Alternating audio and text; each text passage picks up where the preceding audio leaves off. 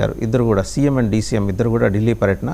మోదీ 12 ఏళ్ల పాలనకు ప్రత్యేక సత్కారం ఉంటుంది, ప్రత్యేక తీర్మానం కూడా ప్రవేశపెట్టబోతున్నారు చంద్రబాబు గారు. కేంద్ర కేబినెట్ విస్తరణ పైన చర్చించే అవకాశం. అట్ ద సేమ్ టైం ఏంటంటే ఎన్డీఏ ముఖ్యమంత్రుల సమావేశంలో మొన్న తెలంగాణ ముఖ్యమంత్రి రేవంత్ రెడ్డి లేవనెత్తిన దక్షిణాది రాష్ట్రాలపై వివక్ష అంశం కూడా చర్చకు వచ్చే అవకాశం ఉంది. మనం 100 రూపాయలు ట్యాక్స్ కడుతుంటే మనకేమో 10 రూపాయలు వస్తుంది, వేరే వైపు బీమార్ రాష్ట్రాలకి మాత్రం వాళ్ళు కట్టే 10 రూపాయల ట్యాక్స్ కానీ వాళ్ళకి 70 నుంచి 80 రూపాయలు వస్తుంది. ఏమిటి వివక్ష అని ఆయన ఒక సంకటమైన ప్రశ్న లేవనెత్తారు. బహుశా అది రేపు పొద్దున రాష్ట్రాల్లో తిరగటానికి తమకు ఇబ్బందికరంగా పరిణమించవచ్చని ఎన్డీఏ ముఖ్యమంత్రులు, ప్రత్యేకించి దక్షిణాది రాష్ట్రాల నుంచి ఉన్నది కేవలం ఒకే ఒక స్టేట్ ఆంధ్రప్రదేశ్, ఎందుకంటే ఇక్కడే ఎన్డీఏ పాలన ఉంది, డబుల్ ఇంజిన్ సర్కార్ ఉంది. సో ఇది ప్రధానమంత్రి దగ్గర మన ముఖ్యమంత్రి, డిప్యూటీ చీఫ్ మినిస్టర్ ఇద్దరు కూడా లేవనెత్తే అవకాశాలు ఉన్నాయి. ఈ అంశాలకు సంబంధించి బిగ్ డిబేట్లో మనతో పార్టిసిపేట్ చేస్తున్నారు వీరంకి గురుమూర్తి గారు, కృష్ణా జిల్లా టీడీపీ అధ్యక్షులు. నమస్తే గురుమూర్తి గారు. అండ్ గాది వెంకటేశ్వర గారు, గుంటూరు జిల్లా జనసేన అధ్యక్షులు. గాది వెంకటేశ్వర గారు నమస్తే. అండ్ జూపూడి ప్రభాకర్ గారు, వైసీపీ రాష్ట్ర అధికార ప్రతినిధి. నమస్తే ప్రభాకర్ గారు. అలాగే పెద్దిరెడ్డి రవికిరణ్ గారు, బీజేపీ అధికార ప్రతినిధి. అందరికీ నమస్తే అండి. To start with Peddireddy Ravikiran గారు, ఎందుకంటే దక్షిణాది నుంచి ఉన్న ఏకైక ఇండియా స్టేట్ అంటే పాండిచ్చేరి ఉన్నప్పటికీ కూడా ఏంటంటే దాని చంక్ చాలా చిన్నది కాబట్టి ఎక్కువ డిస్కషన్ కూడా ఆంధ్రప్రదేశ్ మీద నడుస్తుంది. ఎందుకంటే పొరుగు రాష్ట్రంలో మరి తెలంగాణలో ముఖ్యమంత్రి రేవంత్ రెడ్డి ఆయన లెక్కలతో సహా వచ్చి అడిగేసరికి కొంచెం మింగుడు పడని పరిస్థితే, ఎందుకంటే లెక్కలు నిజాలు మాట్లాడతాయి. మీరు అనొచ్చు దక్షిణాది ఉత్తరాది అనే భావన అసలు ఏంటి, మొత్తం భారతదేశమే కదా అని. ఇవన్నీ ఏంటంటే వినటానికి పొద్దున పూట వాట్సాప్ మెసేజ్లకి బాగానే ఉంటాయి, కానీ లెక్కల దగ్గరికి వచ్చేప్పటికీ ఈ చిక్కుల్ని ఎలా అడ్రస్ చేయబోతున్నారు? అండ్ నో డౌట్ ముందుగా మీకు శుభాకాంక్షలు చెప్పాలి. 12 ఏళ్ల పాలన పూర్తి చేసుకున్న ప్రధానమంత్రికి సత్కారం చేసుకోబోతున్నారు రవికిరణ్ గారు. సార్ వాసుదేవన్ గారు, ముందుగా మీకు ప్యానలిస్ట్గా 9 టీవీ వీక్షకులందరికీ శుభోదయం అండి. విశాఖలో జరిగినటువంటి ప్రమాదం స్టీల్ ప్లాంట్ లో అత్యంత విచారకరం, బాధాకరం. చనిపోయిన వ్యక్తుల యొక్క ఆత్మశాంతికి చేకూరాలని, వారి కుటుంబానికి భగవంతుడి ధైర్యాన్ని ప్రసాదించాలని చెప్పి కోరుకుంటున్నానండి. మరొకటి, ప్రధానమంత్రి నరేంద్ర మోడీ గారు అయితే దేశంలో జవహర్లాల్ నెహ్రూ గారు 1952 మేలో ఎన్నికలు పూర్తయ్యి ప్రజాస్వామ్యయుతంగా జరిగిన ఎన్నికల్లో ప్రధానమంత్రిగా ఎన్నుకోబడినటువంటి మే 23వ తారీఖు. అప్పటి నుంచి వారు చనిపోయేంత వరకు ప్రధానమంత్రిగా ఎన్నికలు గెలుస్తున్నారు. వారు 4398 రోజులు ఈ రోజుకి జూన్ 9వ తారీఖుకి, అంటే 4398 రోజులు వారు ప్రధానిగా ఉన్నారు. అయితే ప్రధానమంత్రి నరేంద్ర మోడీ గారు 2014లో మేలో జరిగిన ఎన్నికల్లో ప్రమాణ స్వీకారం చేసి ఈ రోజుకి జూన్ 9వ తారీఖుకి ఆ 4398 రోజులు పూర్తి చేస్తారు. రేపు జూన్ 10వ తారీఖుకి ఆ యొక్క మైలురాయి ఏదైతే ఉందో, అప్పటి ప్రధాని నెహ్రూ గారు ఏదైతే ఒక మైలురాయి సెట్ చేశారో ఆ మైలురాయిని అధిగమించే ఒక అరుదైనటువంటి రికార్డు, సుమారుగా 62 సంవత్సరాల రికార్డు చెరిగిపోనుంది. ఈ సందర్భంగా ఈ అవకాశం కల్పించిన దేశ ప్రజలందరికీ శిరస్సు ఉంచి నమస్కరిస్తున్నామండి. అలాగే ప్రధానమంత్రి నరేంద్ర మోడీ గారికి అభినందనలు, శుభాకాంక్షలు. అయితే మీరే ఎత్తినటువంటి అంశం రేవంత్ రెడ్డి గారు లేపినటువంటి అంశం గురించి వస్తాయండి. రేవంత్ రెడ్డి గారు చాలా విషయాలు కాంగ్రెస్ పార్టీ వారి వివిధ పార్టీల నుంచి వచ్చినా కాంగ్రెస్ పార్టీ ముఖ్యమంత్రిగా ఉన్నారు కాబట్టి నిన్న వారు మనం మాట్లాడుతూ కూడా ఇది ప్రపంచం మీద ఒక దాడి చేసి ఒక రక్త పిపాసిగా ఉన్నటువంటి వ్యక్తిని, ఇది అడాల్ఫ్ హిట్లర్ లాంటి వ్యక్తిని కూడా స్ఫూర్తిదాయకంగా తీసుకొని ఆయన కోర్ కమిటీలు హైడ్రా అనే కమిటీ, ఎవరిని పడితే అది చంపే కమిటీ ఉంది, ఆ కమిటీ పేరు హైడ్రా పేరు నేను స్ఫూర్తి తీసుకుని హైడ్రా పేరు పెట్టానని చెప్పి అంటున్నారు. చూడండి, అంటే నేను జర్మనీలో కూడా వర్క్ చేశాను 2 ఏళ్ళు. జర్మనీలో కూడా మా కొలీగ్స్ హిట్లర్ అన్న పదాన్ని ఉచ్చరించడానికి కానీ వింటానికి కానీ ఇష్టపడేవాళ్ళు కాదు. అది ఒక పాత చరిత్ర, చీకటి చరిత్ర, దాని గురించి మాట్లాడద్దు, ఆ పేరు ఎత్తద్దని. ఈ రోజు కూడా జర్మనీలో హిట్లర్ అనే పేరు ఎత్తే అరెస్ట్ చేసి జైల్లో పెడతారు. అటువంటి పరిస్థితులు ఉంటే ఈ రోజు ఆయన హిట్లర్ స్ఫూర్తిగా తీసుకుంటున్నారు అన్నది ఒకటి, అంటే ఆయన యొక్క ఆలోచన విధానం. 2, ఆయన ఏమంటున్నారు, ఉత్తరాదిలో అందరికీ ప్రధానమంత్రి రాష్ట్రపతి వాళ్ళే ఉన్నారు, దక్షిణాది ఎవరు లేరు, వివక్ష, ఏంటి వివక్ష అని చెప్పి అంటున్నారు. ప్రధానమంత్రి నరేంద్ర మోడీ గారు ఉత్తరాదా? ఆయన వెస్ట్ ఆఫ్ ఇండియా గుజరాత్ నుంచి వచ్చారు. రాష్ట్రపతి ఉత్తరాదా? ఒరిస్సా ఈస్ట్ ఆఫ్ ఇండియా నుంచి వచ్చారు. అంటే ఏంటి ఉద్దేశం? వెస్ట్ ఈస్ట్ నుంచి వస్తే నార్త్ అని చెప్పి నార్త్ సౌత్, ఇది కాంగ్రెస్ పార్టీకి అండి ఒక భావజాలం. ఎవరిని ఏది కలిపి ఉండకూడదు. ఏది వాళ్ళ ఓవర్సీస్ కాంగ్రెస్ అధ్యక్షుడైనటువంటి శామ్ పెట్రోడా 2024 ఎన్నికలకు ముందు ఏమన్నారండి? ఒక రేసిస్ట్ రిమార్క్ ఏమన్నారు తెలుసా? ఈస్ట్ ఆఫ్ ఇండియా వాళ్ళందరూ చైనా వల్ల ఉంటారు, వెస్ట్ ఆఫ్ ఇండియా వాళ్ళందరూ అరబ్బుల్లా ఉంటారు, నార్త్ వాళ్ళు తెల్లగా ఉంటారు, సౌత్ వాళ్ళు ఆఫ్రికన్స్ అన్నారు. ఇటువంటి భావజాలం. జవహర్లాల్ నెహ్రూ గారు కూడా ఒక బీబీసీలో ఇంటర్వ్యూ ఉంటుంది, ఒకసారి నేను ఆన్లైన్ లో చూశాను, వీక్షలో చూడండి. ఆయన మాట్లాడతారు, సౌత్ ఆఫ్ ఇండియా ఎప్పుడు ఇండియాలో భాగం కాదు అన్నారు ఆయన, జవహర్లాల్ నెహ్రూ. సో ఏంటంటే కాంగ్రెస్ పార్టీ మనస్తత్వం అసలు మన వేదాలలో వేల సంవత్సరాల క్రితం విష్ణు పురాణంలో రాశారు.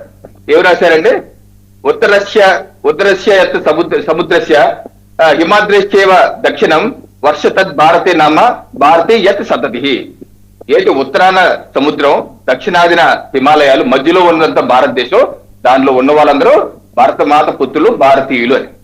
ఇది వేల సంవత్సరం, నిన్న మొన్న రాసింది కాదు, విష్ణు పురాణంలో 5,000 సంవత్సరాల క్రితం రాసింది. ఇటువంటిది కాంగ్రెస్ పార్టీకి నచ్చదు, మొక్కలు చెక్కలు చేయాలి. కాంగ్రెస్ పార్టీ అంటే అధికారంలో ఉంటే డేంజరస్, అధికారంలో లేకుండా విపక్షంలో ఉంటే డెడ్లీ అన్నమాట.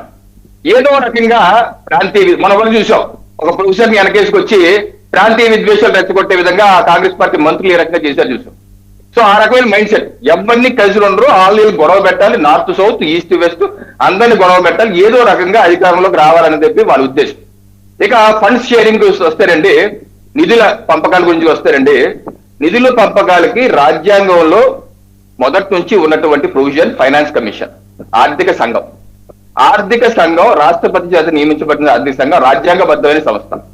ఈ సంస్థ మొత్తం అధ్యయనం చేసి అన్ని రాష్ట్రాలు తిరిగి రాష్ట్రాల నుంచి కేంద్రానికి వచ్చే పనులో ఎంత వాటా రాష్ట్రాలకి తిరిగి ఇవ్వాలి, అది ఏ రకంగా ఇవ్వాలి అని చెప్పి అప్పుడు 1950లో ఏర్పాటు చేసినటువంటి విధానం 2014 వరకు వచ్చేంత వరకు, ప్రధానమంత్రి నరేంద్ర మోడీ గారికి వచ్చేంత వరకు కేవలం కేంద్రానికి వచ్చిన పన్నుల్లో 32% వాటా మాత్రమే రాష్ట్రాలకు ఇవ్వాలని, ఆ 32%లో ఏ పద్ధతిలో ఎంతెంత పర్సెంటేజ్ ఇవ్వాలి ఫైనాన్స్ కమిషన్ చూసుకోండి. అయితే ప్రధానమంత్రి నరేంద్ర మోడీ గారు వచ్చాక ఆ 32% ఏకంగా 10% పెంచి 42% చేసిన ఘనత భారతీయ జనతా పార్టీ ఎన్డీఏ ప్రభుత్వానికి. 42% పెంచి రాష్ట్రానికి ఎక్కువ నిధులు వచ్చే విధంగా చేసి, ఆ రకంగా ఈ రోజుకే రాష్ట్రాలకి ఎక్కువ నిధులు వచ్చే విధంగా ఈ ప్రక్రియ ప్రధానమంత్రి నరేంద్ర మోడీ గారు తీసుకొచ్చింది కాదు. కేంద్రంలో అప్పటి నుంచి రాజ్యాంగబద్ధంగా ఏర్పడిన సంస్థలు కాంగ్రెస్ పార్టీ 60 ఏళ్ళు ఈ దేశాన్ని పరిపాలించింది. అప్పుడు వాళ్ళు చేసింది, ఇప్పుడు వాళ్ళు చేస్తుంది. దీనికి జనాభా ప్రాతిపదిక, దాని యొక్క అడవులు, లేకపోతే సముద్ర తీరాలు, లేదా గిరిజన ప్రాంతాలు, ఎన్ని లెక్కలు ఉన్నాయి. ఆంధ్రప్రదేశ్ కూడా 4-5 మాసాల క్రితం ఫైనాన్స్ కమిషన్ వచ్చింది, తిరిగి వెళ్ళింది. నేను కూడా రిప్రజెంటేషన్ పంపాను, ఎక్కువ నిధులు ఇవ్వండి అని చెప్పేసి. అలా అన్ని రాష్ట్రాలు తిరుగుతారు. దీనికి ఉత్తరం దశ ఈ లెక్కలు కూడా నిర్మలా సీతారామన్, ఎందుకంటే కర్ణాటక కూడా ఆ మధ్య గొడవ చేసింది, మాకు నిధులు ఇవ్వట్లేదు అంటే. అలివేలి కాలిన హామీలు ఇచ్చేయటం, చేతికి ఎముకలేనట్టు హామీ ఇచ్చేయటం, మొత్తం రాష్ట్రానికి గల్లా పెట్టి ఖాళీ చేయటం. అదేంటి మాకు ఇచ్చిన హామీలు నెరవేర్చట్లేదు అంటే కేంద్రం మాకు నిధులు ఇవ్వట్లేదు. పంజాబ్ కూడా ఆమ్ ఆద్మీ పార్టీ అదే అంటది, కేంద్రం మాకు నిధులు ఇవ్వట్లేదు. కర్ణాటకలో అదే మాట, రేపు తమిళనాడులో అదే మాట అంటారు. ఇప్పుడు కర్ణాటకను మొత్తం నాకేం చేశారు, 10 లక్షల కోట్లు అప్పులు చేసేశారు. ఈరోజు తెలంగాణలో కూడా ఇచ్చిన హామీలు 40 హామీలు ఇచ్చారు, హామీలు అమలు చేసే పరిస్థితి లేదు, నిధులు లేవు. దానికి ఎదురుదాడి చేసి కేంద్రం ఎదురుట్లు లెక్కలు తీసి నిర్మలా సీతారామన్ గారు పార్లమెంట్ క్లోజ్ హౌస్ లో చెప్పారు, గతంలో ఏ రకంగా వచ్చేది ఆయా రాష్ట్రాలకు ఇప్పుడు ఎంత వస్తుంది, కర్ణాటకకి ఎంత వస్తుంది, వివిధ వస్తుంది, మిగతా రాష్ట్రాలకు ఎంత వెళ్తుంది, ఏ రకమైన అబద్ధ అసత్య ప్రచారాలు చేసుకుంటూ వెళ్తున్నారు, ఏదో దోషి పెడుతున్నారు. కేంద్ర ప్రభుత్వం చేతిలో ఉండదండి ఫైనాన్స్ కమిషన్, పైపెచ్చు ఆ తర్వాత గ్రాంట్స్ ఉంటాయి, ఆ గ్రాంట్స్ కూడా ఫైనాన్స్ కమిషన్ ఉంటుంది. ఆ తర్వాత కేంద్ర ప్రాయోజిత పథకాలు ఉంటాయి, ప్రధానమంత్రి ఆవాస్ యోజన కావచ్చు, ఆయుష్మాన్ భారత్ కావచ్చు, ప్రధానమంత్రి గరీబ్ కళ్యాణ్ అన్న యోజన కావచ్చు, సడక్ యోజన కాదు, గ్రామీణ సడక్ యోజన కాదు, ఇవన్నీ కేంద్ర ప్రాయోజిత. కేంద్రం దగ్గర ₹1 పెట్టుకోదు, వివిధ పథకాల రూపంలో రాష్ట్రాలకి ఇచ్చేస్తారు. అవి వివిధ ఇన్ఫ్రాస్ట్రక్చర్ ప్రాజెక్ట్స్ కాదు, ఏదైనా సరే రాష్ట్రాలకి ఇస్తారు. కేంద్ర ప్రభుత్వం ఎందుకు కావాలి డబ్బులు, రక్షణ వ్యవస్థ కోసం, లేదా ఆర్థిక వ్యవస్థ కంట్రోల్ చేయడం కోసం, ఇవన్నీ చూసుకుంటే కేంద్రం. అంతేగాని కేంద్రం వాళ్ళ దగ్గరే మింగేరు తొంగేరు, అన్ని డబ్బులు ఆయా రాష్ట్రాలకి ఇస్తూ ఉంటారు. కొన్ని దామాష పద్ధతిలో ఇస్తారు, కొన్ని కేంద్ర ప్రాయోజిత పథకాల ప్రకారం ఇస్తారు. ఇది ఇప్పుడు జరుగుతున్న ప్రక్రియ కాదు, ప్రధానమంత్రి నరేంద్ర మోడీ తీసుకొచ్చిన సరికొత్త ప్రక్రియ కాదు. ఇది దేశ స్వాతంత్రం రాజ్యాంగం ఏర్పడినప్పుడు జరుగుతున్న ప్రక్రియ. దీనికి ఏదైనా సమాధానం చెప్పాలి, కాంగ్రెస్ పార్టీ సమాధానం చెప్పాలి. అన్యాయం ఎవరికి జరగట్లేదు, కావాలని చెప్పి వాళ్ళకు ఉన్నటువంటి వైఫల్యాలని రెచ్చగొట్టే విధంగా మన చూసాం. ఆంధ్ర తెలంగాణ ఏ సంబంధం లేని విషయాన్ని తీసుకొచ్చి ఆంధ్ర తెలంగాణ రెచ్చగొట్టే విషయం, అలాగే ఇప్పుడు నార్త్ సౌత్ రెచ్చగొట్టే విషయం, ఏదో రకంగా దేశాన్ని విచ్ఛిన్నం చేయాలి, వాళ్ళకి పబ్బం గడుపుకోవాలని చెప్పి ఇంటర్నల్ ఎజెండా తప్పితే, ఎందుకంటే కాంగ్రెస్ పార్టీ బ్రిటిష్ వారు పెట్టిన పార్టీ, ఆ బ్రిటిష్ భావజాలం డివైడ్ అండ్ రూల్ భావజాలంతో ముందుకు వెళ్తున్నారంటే రేవంత్ రెడ్డి గారి వ్యాఖ్య మరింత అభ్యంతరకరం. అడాల్ఫ్ హిట్లర్ కూడా స్ఫూర్తి తీసుకుంటున్నారంటే ఇది కాంగ్రెస్ పార్టీ రాహుల్ గాంధీ సమాధానం చెప్పాలి. మీది అటువంటి ఆలోచనైనా, ఇటువంటి విచ్ఛిన్నకర ఆలోచనైనా మీది కూడా మీ కాంగ్రెస్, ఎందుకంటే కాంగ్రెస్ పార్టీ ముఖ్యమంత్రి కాబట్టి ఇది కాంగ్రెస్ పార్టీ పూర్తి ఆలోచన. దేశ ప్రజలు ఇదే రవికిరణ్ గారు ఒక్క నిమిషం ఆలోచన విధానంతో. రవికిరణ్ గారు పోలేండి, వాళ్ళ పాపానికి కాళ్ళే పోతారు, కానీ లెక్కలు మాట్లాడుతున్నాయి కదా, ఒకసారి ఆ లెక్కలు చూద్దామా? ఎందుకంటే ఇప్పుడు పీసీఆర్ ప్లే చేస్తారు చూడండి, ఈ షీట్లో చాలా క్లియర్గా ఉంది ఏ రాష్ట్రం నుంచి ఏ రాష్ట్రానికి ఎంత వస్తోంది కేంద్రం నుంచి అని. అది అడిగారు, మీరు హిట్లరు గిట్లరా అంటారు, అవన్నీ మనం మాట్లాడుకుందాం, వేరే మాట్లాడుకుందాం. దీని గురించి అయితే మాట్లాడాలి కదా. నేను అనేది ఏంటంటే, ఆంధ్రప్రదేశ్ ఏం పాపం చేసుకుంది, తెలంగాణ ఏం పాపం చేసుకుంది, కర్ణాటక, తమిళనాడు, కేరళ, గోవా, ఒరిస్సా ఏం పాపం చేసుకున్నాయి, వీళ్ళ కాంట్రిబ్యూషన్ ఎంత నేషనల్ ఎకానమీకి, అండ్ వీళ్ళకి వస్తున్నది ఎంత అక్కడి నుంచి, ఇది అడుగుతున్నా. బీమార్ స్టేట్స్ ఒక్క నిమిషం ఇప్పుడు వీళ్ళు చేసుకున్న పాపం ఏంటి, బీమార్ రాష్ట్రాలు చేసుకున్న పుణ్యం ఏంటి, ఎన్నాళ్ళు మోయాలండి అని జనం అడుగుతున్నారు. ఆంధ్రప్రదేశ్ లెక్కలు చెప్పండి సార్, ఎందుకంటే తెలంగాణ లెక్క నాకు అవగాహన లేదు. సరే 4.217 అండి, 4.217% షేరు ఏది అక్కడి నుంచి వస్తున్నది. ఎంత గ్రాండ్ టోటల్ ఎలకేషన్కి వచ్చేప్పటికీ దాన్ని కోట్ల రూపాయల్లోకి దాన్ని తర్జుమా చేస్తే 64,362 కోట్లు. మీరు ఉత్తరప్రదేశ్కి ఇస్తున్నది ఎంత, వాళ్ళ షేరు 17.619, అంటే 2,68,910 కోట్లు. ఏందండి అంటే ఈ రాష్ట్రం నుంచి వెళ్తున్నది ఎంత, ఆ రాష్ట్రం నుంచి వెళ్తున్న కాంట్రిబ్యూషన్ ఎంత, నేషనల్ ఎకానమీకి ఎంత కాంట్రిబ్యూషన్ వెళ్తుంది? చెప్పండి, ఆంధ్రప్రదేశ్ నుంచి ఎంత వెళ్తుందో చెప్పండి. మీరు చెప్పిన 4.27 కరెక్ట్, ఎందుకంటే నేను చెప్పింది కాదండి, లెక్కలు చెప్తున్నా. ఎందుకంటే నేను కూడా మీకులాగే లెక్కలతో వస్తా, లెక్కలు లేకుండా రాను. మీరు అందుకనే మీతో కూర్చున్నప్పుడు ఖచ్చితంగా నేను హోంవర్క్ చేసుకొని వస్తా. నేను నాకున్న లెక్క చెప్తాను.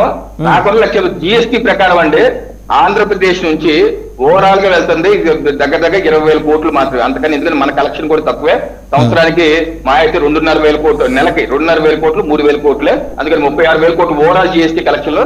దానిలో నాకు తెలిసి 20,000 కోట్ల కన్నా మెచ్చదు ఆంధ్రప్రదేశ్ నుంచి వెళ్ళేది. అది కాక ఇన్కమ్ ట్యాక్స్, కస్టమ్స్, ఇది ఇన్కమ్ ట్యాక్స్, కస్టమ్స్ మాత్రమే కేంద్ర ప్రభుత్వం వెళ్తుంది. సో ఎంత కాదనుకున్నా ఒక 30-40,000 కోట్లకి అయితే మెచ్చదు ఆంధ్రప్రదేశ్ నుంచి వెళ్ళేది జిఎస్టీ. ఎందుకంటే మిగతాది వ్యాట్ అంటారా ఆంధ్రప్రదేశ్ వేసుకుంటుంది, సెంట్రల్ గవర్నమెంట్ వేసుకుంటుంది, అది పక్కన పెట్టండి. పెట్రోల్ డీజిల్ మీద ఆంధ్రప్రదేశ్ వేసుకుంటుంది, ఆంధ్రప్రదేశ్.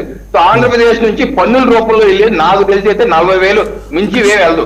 అలాంటిది ఈ రోజు ఫైనాన్స్ కమిషన్ ద్వారా వచ్చిన 64,000 కోట్లు ఒకటైతే, అలాగే గ్రాంట్స్ రూపంలో ఒక 20,000 కోట్ల వరకు గ్రాంట్స్ వస్తున్నాయి. అది కాక కేంద్ర ప్రాయోజిత పథకాలు చూడండి, ప్రధానమంత్రి గ్రామ ఎన్ఆర్ఈజిఎస్ పథకం ద్వారా సంవత్సరానికి 15,000 కోట్లు రాష్ట్రానికి వస్తుంది, ఆంధ్రప్రదేశ్ రాష్ట్రానికి. అది ఒక్క పథకం ద్వారా.